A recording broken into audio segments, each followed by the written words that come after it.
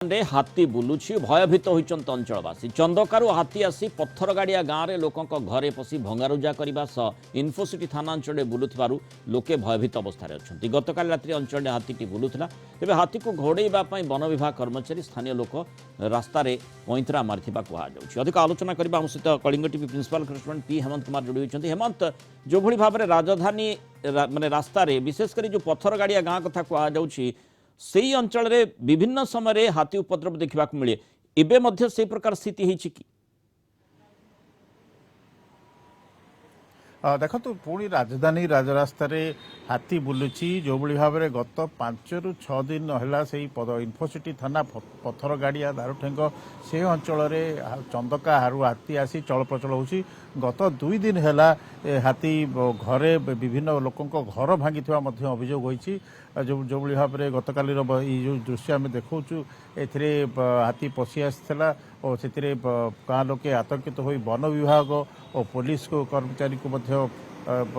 एने खबर देते पुलिस पैंतरा मारूला वन विभाग कर्मचारी और गाँ लोके हाथी को गौड़ाई उद्यम करते तेबे हाथी विलंबित राति चंदका को फेरी जाइथिबा जा खबर रही किंतु लगातार भाव यही घटना से अंचल गोटे प्रकार मुंड बथार कारण होती साधारण लोकों से अंचल घर भांगा जेहेतु से चंदका अंचल निकटवर्ती अंचल से अंचल देकरी हाथी चंदकार बाहरी आसी किछि दिन तळे मध्ये हम देखिथिले शिखरचंडी पहाड़ ऊपर मध्ये हाथी देखा देइथिला। निश्चित भाव में ये जो हाथीर बेसी चल प्रचल था जो शिखर चंडी चंदका जो 200 फुटिया जो रोड होती सेठार हाथी चल प्रचल होता देखा पत्थर गाड़िया दारुठेंग से पाखापाखी अंचल इनफोसिटी थानार जो पाख 500 ରୁ 1 किलोमीटर भितर से सब अंचल हाथीर देखा पड़ता बुलाबुली करूला हाथी आउ किसी लोकंर घर भांगी तेणु लोक मैंने सेठारे आतंकित होती और वन विभाग को से अनुरोध करुँच कि जो हाथी जो भाव में बुलूची से जनबसती ठारू किभली भाव में न आसो से अनुरोध कर साधारणतः जाचे हेमंत जे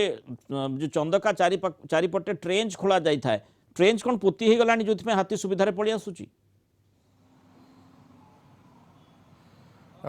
निश्चित भाव में तार ट्रेंच भी रही तेणु से पाख देकरी जदि आम देखा से अंचल में बेसी अधिकांश समय भाव में हाथीर प्रचल आम देखा देखु आने पूरा भीतर को चंदकार बाहरी भीतर को आसती हे तो कौन खाद्य अन्वेषण होता पारती अन्य कौन कारण थे जदिव वन विभाग या नजर रखिंट तथापि यही भाव में जनबसती को हाथी आसवा घटना देखा जाउछि कि धीरे धीरे देखा जाउछि तापर लोक मैंने अनुरोध कर वन विभाग किभली भाव में से धन जीवन सुरक्षा हो पार से अंचल आशा और आतंक से रही तेणु वन विभाग पक्षर उद्यम किंतु ये जो गत 5-6 दिन है हाथी से अंचल बुलाबुली कर गत 2 दिन है भंगारुजा से अंचल कर लोकों मन में आतंक सृष्टि होती। धन्यवाद हेमंत सूचना।